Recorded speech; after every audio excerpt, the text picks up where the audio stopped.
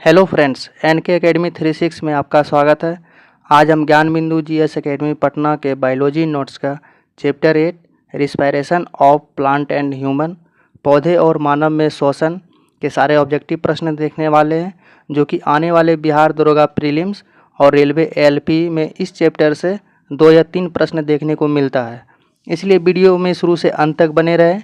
Video अगर अच्छी लगी तो वीडियो को लाइक कर दें और जो भी मेरे चैनल को अभी तक सब्सक्राइब नहीं किए हैं वो कृपया मेरे चैनल को अवश्य सब्सक्राइब कर लें। धन्यवाद। चलते हैं आज के पहले प्रश्न की। आज का पहला प्रश्न है, भोजन से ऊर्जा निर्मुक्त करने की प्रक्रिया है। तो ये हो जाएगा ऑप्शन नंबर 1 श्वसन। अगला प्रश्न है, श्वसन के दौरान कोशिका में उत्पन्न ऊर्जा किस रूप में संचित होती है। तो ये हो जाएगा ऑप्शन नंबर बी एटीपी के रूप में। अगला प्रश्न है, निम्नलिखित कथनों पर विचार कीजिए, उपयुक्त में से कौन सा कथन सही है। तो सही को देखना है। तो पहला कथन है, जीवन के लिए श्वसन परमावश्यक होता है। तो ये सही है। अगला कथन है, विषाणु वायरस में श्वसन नहीं होता है। तो ये भी सही है। इस तरह मेरा ऑप्शन हो जाएगा ऑप्शन नंबर सी 1 और 2 दोनों सही है। अगला प्रश्न है, निम्नलिखित में से कौन सा एक सही नहीं है। तो गलत को देखना है। तो देख लेते हैं सारे ऑप्शन को। पहला ऑप्शन है, श्वसन प्रक्रिया के अंतर्गत शरीर में ऊर्जा का उत्पादन होता है। तो ये सही है। अगला ऑप्शन है, श्वसन अनिवार्य जैविक क्रिया है जो शरीर के प्रत्येक कोशिकाओं में संपन्न होता है। तो ये भी सही है। अगला है, श्वसन ऑक्सीजन की उपस्थिति में ही संभव है। तो ये गलत हो जाएगा। अगला ऑप्शन है, श्वसन के दौरान उत्पन्न ऊर्जा एटीपी अणु के रूप में कोशिका में संचित रहती है। तो ये भी सही है।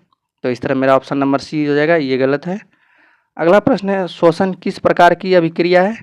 तो ये हो जाएगा ऑप्शन नंबर सी ऑक्सीकरण अभिक्रिया है। अगला प्रश्न है, सूर्य प्रकाश का रूपांतरण किस रासायनिक ऊर्जा के रूप में होता है जो हमारे उपापचय में सीधे उपयोग होते हैं। तो ये हो जाएगा ऑप्शन नंबर डी हो जाएगा एटीपी के रूप में। अगला प्रश्न है, सभी जीवित कोशिकाओं में रासायनिक ऊर्जा का सार्वजनिक वाहक यूनिवर्सल कैरियर है। तो यह हो जाएगा ऑप्शन नंबर 1 एटीपी।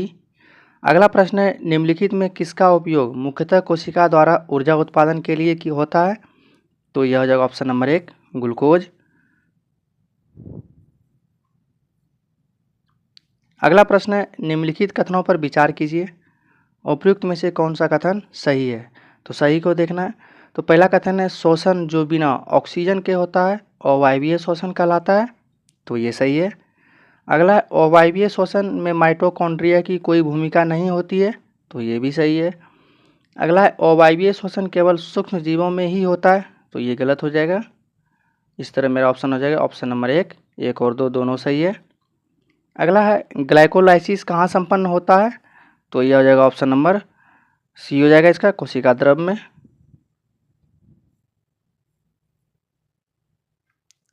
अगला प्रश्न, क्रेब्स चक्र कहाँ होता है। तो यह हो जाएगा माइटोकॉन्ड्रिया में, ऑप्शन नंबर डी। अगला प्रश्न, अनॉक्सी या अवायवीय श्वसन में ग्लूकोज के अपूर्ण विघटन के फलस्वरूप क्या बनता है। तो यह हो जाएगा ऑप्शन नंबर सी अल्कोहल एवं CO2।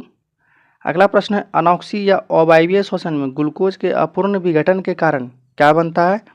तो यह हो जाएगा ऑप्शन नंबर सी लैक्टिक अम्ल।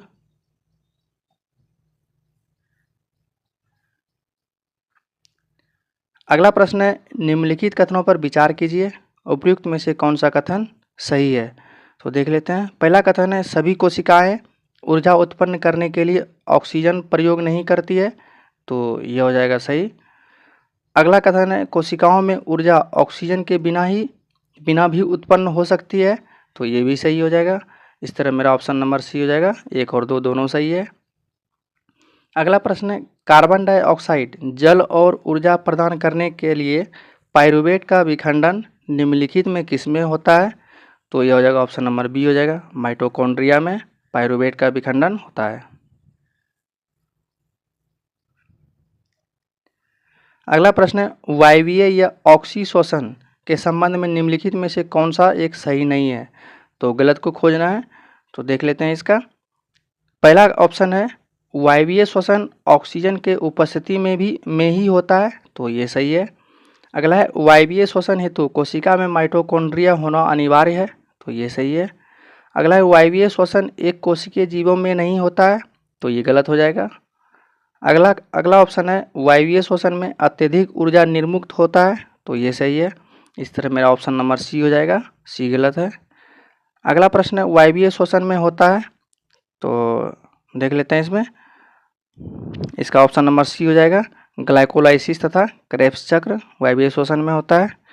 अगला प्रश्न है ऑक्सीजन के उपलब्ध नहीं होने से पाइरूवेट का परिवर्तन जंतुओं में किस यौगिक में होता है, तो इसका हो जाएगा ऑप्शन नंबर डी हो जाएगा, लैक्टिक अम्ल। एक बार फिर से देख लेते हैं, ऑक्सीजन के उपलब्ध नहीं होने से पाइरूवेट का परिवर्तन जंतुओं में किस यौगिक में होता है, तो यह हो जाएगा ऑप्शन नंबर डी, लैक्टिक अम्ल।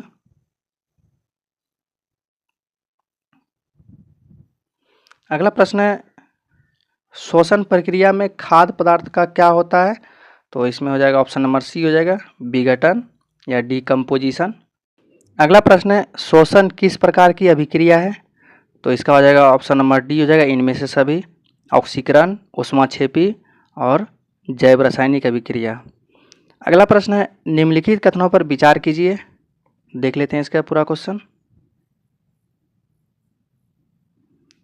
इसका है उपयुक्त में से कौन सा कथन सही है, तो सही को देखना है। पहला कथन है एटीपी एक प्रकार का जैव ऊर्जा बायो एनर्जी है, तो ये सही है। अगला कथन देखते हैं। अगला कथन है ग्लूकोज को कोशिकीय ईंधन कहा जाता है, तो ये भी सही है। इस तरह मेरा ऑप्शन हो जाएगा सी, एक और दो दोनों सही है। अगला प्रश्न है निम्नलिखित में से किस प्रकार के श्वसन में अधिक ऊर्जा उत्पन्न होती है, तो इसका हो जाएगा ऑप्शन नंबर एक हो जाएगा, वायवीय श्वसन। अगला प्रश्न है ग्लाइकोलाइसिस का अंतिम उत्पाद होता है, तो यह हो जाएगा ऑप्शन नंबर बी, पाइरूविक अम्ल।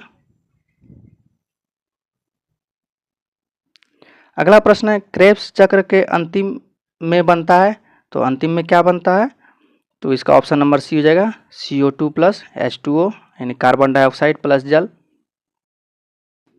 अगला प्रश्न है क्रेब्स चक्र को अन्य किस नाम से जाना जाता है, तो इसका ऑप्शन नंबर हो जाएगा डी, सही उपयुक्त सभी, साइट्रिक अम्ल चक्र के रूप में, ट्राइकार्बोक्सिलिक अम्ल चक्र के रूप में और TCA चक्र के रूप में जाना जाता है। अगला प्रश्न ईस्ट द्वारा निम्नलिखित प्रक्रिया संपन्न होती है, तो कौन सी प्रक्रिया संपन्न होती है, तो इसका हो जाएगा ऑप्शन नंबर एक, फर्मेंटेशन। अगला प्रश्न कोशिका के अंदर वायवीय श्वसन का केंद्र है, तो यह हो जाएगा ऑप्शन नंबर डी, माइटोकॉन्ड्रिया। अगला प्रश्न अवायवीय श्वसन के दौरान एक ग्लूकोज अणु से कितने ATP अणुओं का निर्माण होता है, तो यह हो जाएगा ऑप्शन नंबर एक, 2 ATP। अगला प्रश्न है तीव्र शारीरिक क्रिया के दौरान पेशियों में उत्पन्न होने वाले ऐंठन का क्या कारण है, तो यह हो जाएगा ऑप्शन नंबर सी, लैक्टिक अम्ल। अगला प्रश्न है गर्म पानी से स्नान करने अथवा शरीर का मालिश करवाने से पेशीय ऐंठन से आराम मिलता है, क्यों, तो इसका देख लेते हैं। पहला ऑप्शन है रक्त का संचार बढ़ जाता है, तो सही है। अगला है पेशी कोशिका में ऑक्सीजन की आपूर्ति बढ़ जाती है, तो ये भी सही है। अगला है लैक्टिक अम्ल का CO2 कार्बन डाइऑक्साइड तथा जल में विघटन हो जाता है, तो ये भी सही है। इस तरह मेरा हो जाएगा ऑप्शन नंबर डी, इनमें से सभी सही है। अगला प्रश्न है निम्नलिखित कथनों में कौन सा एक सत्य नहीं है, तो गलत को खोजना है, तो देख लेते हैं सारे ऑप्शन को। पहला ऑप्शन है वायवीय श्वसन का प्रथम चरण कोशिका द्रव में तथा द्वितीय चरण माइटोकॉन्ड्रिया में पूरा होता है, तो ये सही है। अगला ऑप्शन है अवायवीय श्वसन की पूरी प्रक्रिया कोशिका द्रव में ही संपन्न होता है, तो ये भी सही है। अगला ऑप्शन है पाइरूवेट अम्ल का कोशिका में वायवीय श्वसन में होता है, तो ये भी सही है, तो ये गलत हो जाएगा। अवायवीय श्वसन के दौरान कोशिका द्रव में पाइरूवेट अम्ल नहीं बनते हैं, तो ये गलत हो जाएगा, ऑप्शन नंबर डी जो है गलत है। अगला प्रश्न है जीवाणुओं में श्वसन से क्या उत्पन्न होता है, तो इसमें हो जाएगा ऑप्शन नंबर डी हो जाएगा, अल्कोहल, CO2 तथा ATP उत्पन्न होता है। अगला प्रश्न है जंतुओं में अनॉक्सी श्वसन से क्या क्या उत्पन्न होता है, तो यह हो जाएगा ऑप्शन नंबर सी हो जाएगा, लैक्टिक अम्ल तथा ATP। अगला प्रश्न है ग्लूकोज के एक अणु के पूर्ण ऑक्सीकरण के फलस्वरूप कितने अणु ATP का निर्माण होता है, तो इसमें हो जाएगा ऑप्शन नंबर सी हो जाएगा, 38 ATP। अगला प्रश्न है बाह्य श्वसन के अंतर्गत शामिल है, तो इसमें क्या शामिल है, तो देख लेते हैं इसका ऑप्शन नंबर सी हो जाएगा। ए और बी दोनों शामिल है, सांस लेना और सांस छोड़ना, इनहेलेशन और एक्सहेलेशन दोनों शामिल है वायु श्वसन के अंतर्गत। अगला प्रश्न है, पौधे में श्वसन किस भाग में के द्वारा होता है? तो इसका हो जाएगा ऑप्शन नंबर डी, इनमें से सभी, जड़ द्वारा, तना द्वारा, पत्ती द्वारा, यानी पौधे में श्वसन जड़, तना, पत्ती द्वारा होता है। अगला प्रश्न है, वायुमंडलीय ऑक्सीजन पौधे में किस अंगों के द्वारा प्रवेश करती है? तो इसका हो जाएगा ऑप्शन नंबर डी हो जाएगा, इनमें से सभी, रंध्र, वातरंध्र और अंतराकोशिकीय स्थान। अगला प्रश्न है, पौधे में श्वसन गैसों का आदान प्रदान किस क्रिया के द्वारा होता है? तो इसका हो जाएगा ऑप्शन नंबर एक, विसरण द्वारा। अगला प्रश्न है, निम्नलिखित में कौन सा एक सही नहीं है? तो गलत को खोजना है। तो देख लेते हैं सारे ऑप्शन को। पहला ऑप्शन है, कोशिका में होने वाला वायवीय श्वसन की प्रक्रिया पौधे तथा जंतु में एक समान से होता है। तो ये सही है।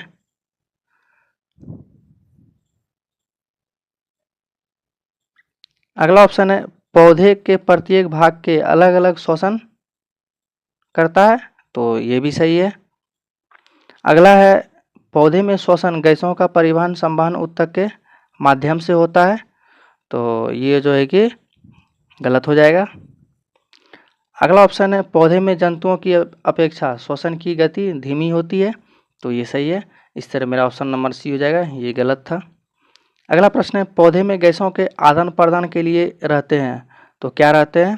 तो इसका हो जाएगा ऑप्शन नंबर एक, रंध्र।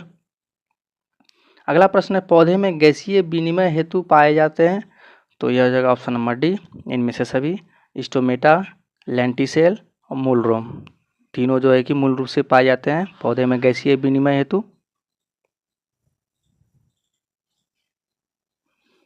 अगला प्रश्न है, पौधे दिन में श्वसन हेतु वातावरण से ऑक्सीजन ग्रहण नहीं करते हैं, क्यों? तो इसमें देख लेते हैं। इसका हो जाएगा ऑप्शन नंबर बी, पौधे दिन में प्रकाश संश्लेषण के दौरान बने ऑक्सीजन का उपयोग श्वसन हेतु करते हैं। अगला प्रश्न है, वातरंध्र लेंटिसेल पौधे के किस भाग में पाए जाते हैं? तो यह हो जाएगा ऑप्शन नंबर बी हो जाएगा, तना में। अगला प्रश्न है, एक कोशिकीय जीवों में श्वसन गैसों का आदान प्रदान किस प्रकार होता है? तो यह हो जाएगा ऑप्शन नंबर बी, माइटोकॉन्ड्रिया द्वारा। अगला प्रश्न है, निम्नलिखित कथनों पर विचार कीजिए, उपयुक्त में से कौन सा कथन सही है? तो पहला कथन है, कीटों में श्वसन ट्रेकिया द्वारा होता है। तो ये सही है। दूसरा कथन है, ट्रेकिया के द्वारा श्वसन में गैसों का आदान प्रदान रक्त के माध्यम से होता है। तो ये गलत हो जाएगा। अगला कथन है, ट्रेकिया शरीर के सतह पर श्वासरंध्र स्पाइरिकल नामक छिद्रों द्वारा खुलता है। तो ये सही है। इस तरह मेरा ऑप्शन नंबर सी हो जाएगा, एक और तीन दोनों सही है। अगला प्रश्न है, निम्नलिखित कथनों पर विचार कीजिए, उपयुक्त में से कौन सा कथन सही है? तो सही को खोजना है। तो देख लेते हैं। पहला कथन है, जलीय प्राणियों में सांस लेने की दर स्थलीय प्राणियों से काफ़ी तेज होती है। तो ये सही है। अगला कथन है, स्थलीय प्राणियों में सांस लेने की दर जलीय प्राणियों से काफ़ी तेज होती है। तो ये गलत हो जाएगा। इस तरह मेरा ऑप्शन नंबर ए हो जाएगा, केवल एक सही है। अगला प्रश्न है, निम्नलिखित में कौन सा जीव श्वसन सांस हेतु कोशिका झिल्ली का उपयोग नहीं करते हैं? तो इसका हो जाएगा ऑप्शन नंबर डी हो जाएगा, तिलचट्टा। अगला प्रश्न है, टिड्ढा तथा तिलचट्टा में श्वसन किसके द्वारा होता है? तो यह हो जाएगा ऑप्शन नंबर बी, ट्रेकिया द्वारा। अगला प्रश्न है, तिलचट्टे में श्वसन के लिए क्या पाए जाते हैं? तो इसका हो जाएगा ऑप्शन नंबर सी, स्पाइरिकल्स।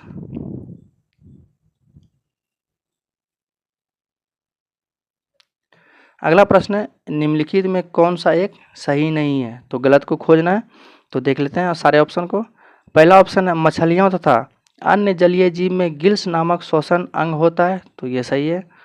अगला ऑप्शन है, गिल्स के माध्यम से जलीय जीव जल में घुले हुए ऑक्सीजन का प्रयोग श्वसन हेतु करते हैं। तो ये भी सही है। अगला ऑप्शन है, गिल्स द्वारा जीव श्वसन हेतु वायुमंडल के ऑक्सीजन का प्रयोग नहीं कर सकता है। तो ये भी सही है। तो ये गलत हो जाएगा। तो क्या आप देख लेते हैं, गिल्स के द्वारा श्वसन में गैसों का आदान प्रदान रक्त के माध्यम से नहीं होता है। तो ये गलत हो जाएगा। इस तरह मेरा ऑप्शन नंबर डी गलत है। अगला प्रश्न है, निम्नलिखित में से किसमें श्वसन सिर्फ फेफड़ों के द्वारा ही होता है? तो इसका हो जाएगा ऑप्शन नंबर डी, इनमें से सभी। रेप्टिलिया, एवीज या पक्षी वर्ग, मेमिलिया, ये सभी में जो है कि श्वसन फेफड़े के द्वारा ही होता है। अगला प्रश्न है, निम्नलिखित में कौन सा मानव के श्वसन मार्ग का सही क्रम है? तो देख लेते हैं मानव के श्वसन मार्ग का सही क्रम क्या है। तो इसका हो जाएगा ऑप्शन नंबर 1, नासिक छिद्र, ग्रसनी, लैरिकिन्स, ट्रेकिया और फेफड़ा, ये जो है कि मानव के श्वसन अंग के मार्ग है। अगला प्रश्न है, मनुष्य के सूंघने की क्षमता कुत्ते जैसे निम्न स्तनधारियों की अपेक्षा कम होती है, क्योंकि?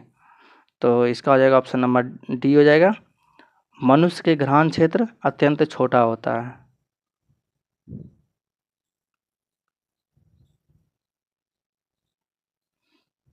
अगला प्रश्न है, निम्नलिखित कथनों पर विचार कीजिए, उपयुक्त में से कौन सा कथन सही है? तो सही को खोजना है, तो देख लेते हैं। मनुष्य में श्वसन मार्ग का प्रारंभ नासिका छिद्र से होता है, तो ये सही है। अगला कथन है, मनुष्य में श्वसन मार्ग की समाप्ति फेफड़ा स्थित वायुकोश में होता है, तो ये भी सही है। इस तरह मेरा हो जाएगा ऑप्शन नंबर सी, 1 और 2 दोनों सही है। अगला प्रश्न है, मनुष्य के नासिका भेषम नेसल चेंबर का छोटा अग्रभाग जिसमें बाह्य नासिका छिद्र खुलता है क्या कहलाता है? तो इसका हो जाएगा ऑप्शन नंबर 1 हो जाएगा, प्रकोष्ठ, वेस्टिब्यूल। अगला प्रश्न है, मनुष्य सांस द्वारा लिए गए हवा की सुगंध तथा दुर्गंध की पहचान तब कर पाता है जब हवा, तो इसका हो जाएगा ऑप्शन नंबर सी हो जाएगा, नासिका भेषम में पहुंचती है। अगला प्रश्न है, मानव के श्वसन पथ में ट्रेकिया की लंबाई लगभग कितना होता है?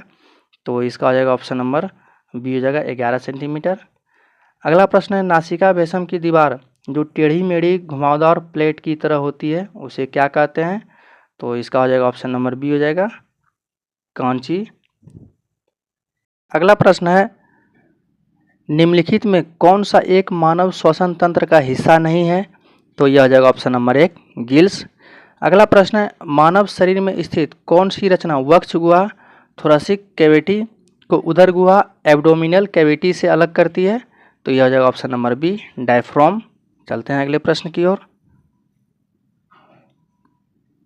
अगला प्रश्न है, फेफड़े की संरचनात्मक तथा क्रियात्मक इकाई है? तो यह हो जाएगा ऑप्शन नंबर बी, वायुकोश।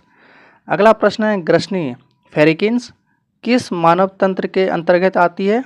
तो यह हो जाएगा ऑप्शन नंबर सी, ए और बी दोनों, तो पाचन तंत्र और श्वसन तंत्र दोनों के अंतर्गत आती है। अगला प्रश्न है, श्वसन नली ट्रेकिया की दीवार चपटी क्यों होती है? तो यह हो जाएगा ऑप्शन नंबर डी, उपास्थि युक्त छल्लों के कारण।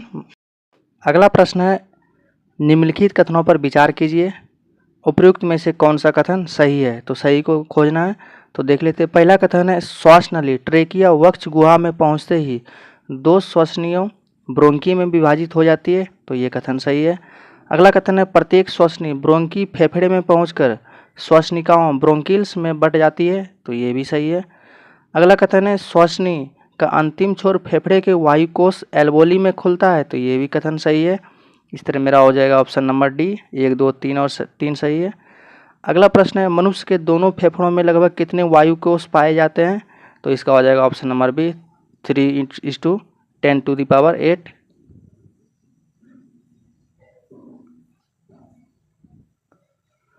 अगला प्रश्न है, मनुष्य के दोनों फेफड़े कुल कितने भागों में बटे होते हैं? तो इसका हो जाएगा ऑप्शन नंबर सी हो जाएगा, 5। अगला प्रश्न है, निम्नलिखित में कौन एक मानव शरीर का ध्वनि उत्पादक यंत्र साउंड बॉक्स है? तो इसका हो जाएगा ऑप्शन नंबर 1 हो जाएगा, लैरिकिन्स। अगला प्रश्न है, फेफड़ों को ढकने वाला आवरण कहलाता है, तो क्या कहलाता है? तो इसका ऑप्शन नंबर बी हो जाएगा, प्लूरा। अगला प्रश्न है, श्वासोच्छ्वास ब्रीदिंग के अंतर्गत आते हैं, तो कौन कौन से आते हैं? तो इसका हो जाएगा ऑप्शन नंबर सी, सांस लेना और छोड़ना ब्रीदिंग के अंतर्गत आते हैं। चलते हैं अगले प्रश्न की ओर। अगला प्रश्न है, श्वसन तंत्र के भाग नासिका भेषम नेसल चैम्बर के कार्य क्या है? तो इसका हो जाएगा ऑप्शन नंबर डी हो जाएगा, इनमें से सभी। वायु के सुगंध और दुर्गंध का पता लगाना, वायु की जलवाष्प की मात्रा तथा तापक्रम को नियंत्रित करना, वायु के धूल कणों को छानना। ये सभी जो है कि श्वसन तंत्र के नसिका भेषम का कार्य है।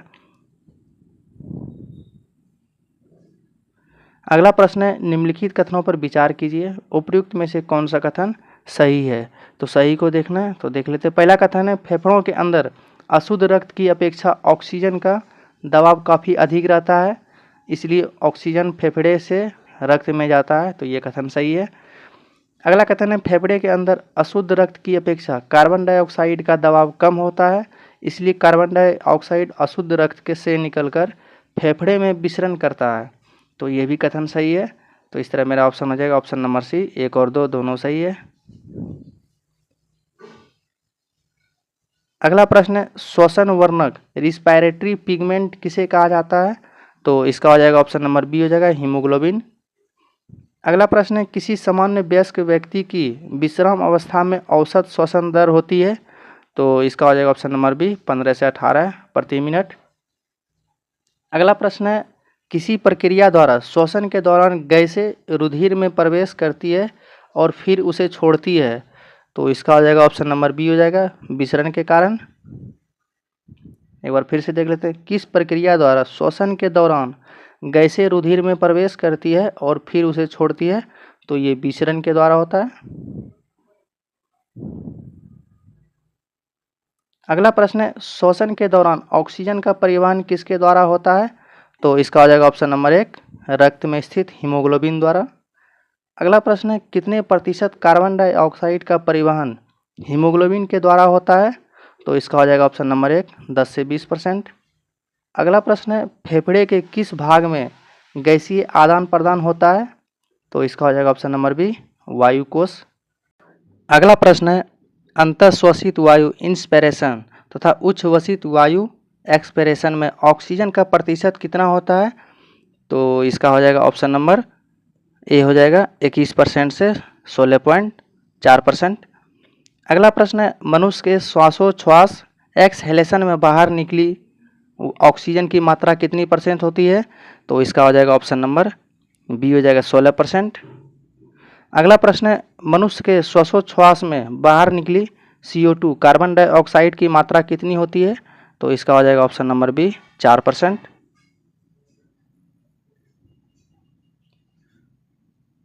अगला प्रश्न है, डीऑक्सीजिनेटेड हीमोग्लोबिन युक्त रक्त का रंग कैसा होता है। तो ये हो जाएगा बैगनी। और ऑक्सीजनेटेड हीमोग्लोबिन का रंग कैसा होता है। तो ये चमकीला होता है। अगला प्रश्न है, हाइपोक्सिया उस स्थिति को कहते हैं जब। तो इसका हो जाएगा ऑप्शन नंबर 1 रक्त में ऑक्सीजन की सांद्रता में कमी आ जाती है, तो हाइपोक्सिया रोग कहते हैं। अगला प्रश्न है, ऊंचाई पर जाने पर श्वसन गति क्या हो जाती है। तो इसका हो जाएगा ऑप्शन नंबर 1 हो जाएगा बढ़ जाती है। अगला प्रश्न, एक श्वासोच्छ्वास में श्वास द्वारा अंदर ली गई तथा बाहर निकाली गई हवा का आयतन क्या कहलाता है। तो इसका हो जाएगा ऑप्शन नंबर बी हो जाएगा टाइडल आयतन।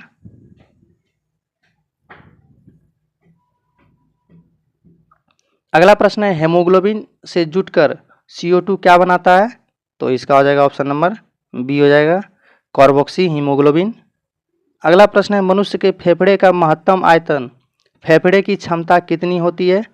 तो इसका हो जाएगा 5400 से 6000 ml यानी 6 लीटर। अगला प्रश्न है, फेफड़े का अवशिष्ट आयतन रिसिड्यूल वॉल्यूम कितना होता है। तो इसका हो जाएगा ऑप्शन नंबर डी हो जाएगा 1.5 से 2 लीटर के बीच। अगला प्रश्न है, श्वसन की जैविक क्षमता विटल कैपेसिटी कितना होता है। तो इसका हो जाएगा ऑप्शन नंबर बी 3400 से 4800 ml। अगला प्रश्न है, बिना किसी अतिरिक्त प्रयास के मनुष्य कितनी हवा सांस में लेता है और छोड़ता है। तो ये हो जाएगा ऑप्शन नंबर 1 500 ml 500 मिलीलीटर। अगला प्रश्न है, निम्नलिखित कथनों पर विचार कीजिए, उपयुक्त में से कौन सा कथन सही है। तो देखते हैं। पहला कथन है, श्वसन की प्रक्रिया जीव जंतु तथा पेड़ पौधे सभी में समान रूप से होता है। तो ये सही है। अगला कथन है, श्वासोच्छ्वास प्रक्रिया जीव जंतुओं तथा पेड़ पौधे में अलग अलग तरीके से होता है। तो ये भी सही है। इस तरह मेरा हो जाएगा ऑप्शन नंबर सी 1 और 2 दोनों सही है। अगला प्रश्न है, मनुष्य के पसलियों के बीच कौन सी मांसपेशियां पाई जाती है? तो ये इंटरकोस्टल मांसपेशी पाई जाती है। अगला प्रश्न है, निम्नलिखित में किसमें श्वसन दर ब्रीथिंग रेट सर्वाधिक होती है? तो ये हो जाएगा ऑप्शन नंबर सी हो जाएगा, शिशु में। अगला प्रश्न है, हृदयी खांच कार्डियक नॉक पाया जाता है, तो ये किस में पाया जाता है? तो ये हो जाएगा ऑप्शन नंबर बी, बाएं फेफड़ा में। अगला प्रश्न है, निम्नलिखित में कौन सा एक मानव ट्रेकिया के संबंध में सही नहीं है? तो देख लेते हैं। इसका ऑप्शन नंबर 1 है, यह रक्त से भरी होती है, तो ये सही है। ये साखी तथा रक्त से भरी होती है, तो ये भी सही है। ये साखी तथा वायु से भरी रहती है, तो ये गलत हो जाएगा। अगला है, यह साखी तथा वायु एवं रक्त से भरी होती है, तो ये भी सही है। इस तरह मेरा ऑप्शन हो जाएगा सी, ये गलत है। अगला प्रश्न है, निम्नलिखित कथनों पर विचार कीजिए, उपयुक्त में से कौन सा कथन सही है? तो सही के बारे में देखना, तो देख लेते हैं। पहला कथन है, मनुष्य के फेफड़े में स्वंग फैलने सिकुड़ने का गुण नहीं होता है, तो ये सही है। अगला कथन है, अंतर श्वसन के समय डायफ्राम पीछे खिसक कर तथा पसलियां बाहर की ओर फैलकर फेफड़े के आयतन को बढ़ाते हैं, तो ये सही है। अगला कथन है, बाह्य श्वसन के समय डायफ्राम ऊपर उठता है तथा पसलियां अंदर की ओर आ जाती है, जिसमें फेफड़ा सिकुड़ जाता है, तो ये भी सही है। इस तरह मेरा ऑप्शन हो जाएगा ऑप्शन नंबर डी, उपयुक्त सभी सही है। अगला प्रश्न है, श्वसन गुणांक या श्वसन भाग है, तो इसका हो जाएगा ऑप्शन नंबर 1, विमोचित कार्बन डाइऑक्साइड का आयतन बटे अवशोषित ऑक्सीजन का आयतन। अगला प्रश्न है, मनुष्य के फेफड़े का पूर्ण रूप से ऑक्सीजन रहित हो जाने की स्थिति को क्या कहा जाता है? तो यह हो जाएगा ऑप्शन नंबर बी, एनोक्सिया। अगला प्रश्न है, निम्नलिखित कथनों पर विचार कीजिए, उपयुक्त में से कौन सा कथन सही है? तो देख लेते हैं। पहला कथन है, मनुष्य एक फेफड़े पर जीवित नहीं रह सकता है, तो ये सही है।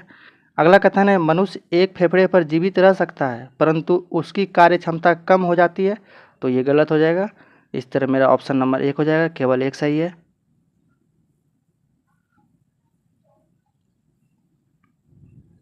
अगला प्रश्न है, मानव रक्त में अधिकांश कार्बन डाइऑक्साइड का परिवहन होता है, तो किसके रूप में होता है? तो ये हो जाएगा इसका हो जाएगा ऑप्शन नंबर सी, प्लाज्मा में बाइकार्बोनेट आयन के रूप में होता है। अगला प्रश्न है, अवायवीय श्वसन और वायवीय श्वसन दोनों ही प्रक्रमों में निम्नलिखित में कौन सी प्रक्रिया समान है? तो यह हो जाएगा ऑप्शन नंबर डी हो जाएगा इसका, ग्लूकोज का पाइरूवेट अम्ल में विखंडन। अगला प्रश्न है, हीमोग्लोबिन के संबंध में निम्नलिखित में कौन सा एक सही है? तो देख लेते हैं इसका ऑप्शन।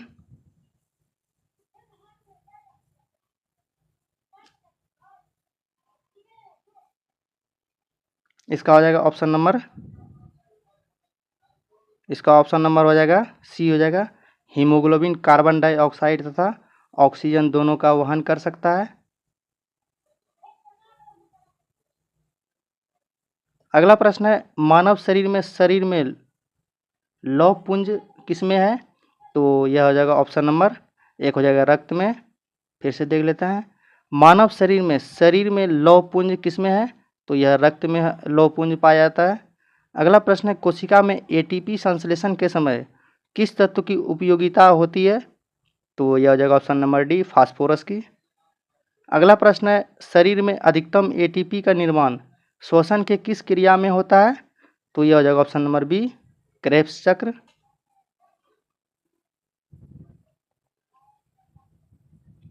अगला प्रश्न है, निम्नलिखित में कौन एक श्वसनीय पदार्थ नहीं है? तो यह हो जाएगा ऑप्शन नंबर डी, विटामिन। तो कौन सा श्वसनीय पदार्थ है देख लेते हैं, कार्बोहाइड्रेट, वसा और प्रोटीन, ये सभी श्वसनीय पदार्थ है। अगला प्रश्न है, हमारे फेफड़े में कितनी कोशिकाएं होती है? तो यह हो जाएगा ऑप्शन नंबर डी हो जाएगा, 300 मिलियन। अगला प्रश्न है, मानव श्वसन में क्या छोड़ता है? तो इसमें हो जाएगा ऑप्शन नंबर बी हो जाएगा, कार्बन डाइऑक्साइड छोड़ता है। थैंक यू दोस्तों, अंत तक बने रहने के लिए।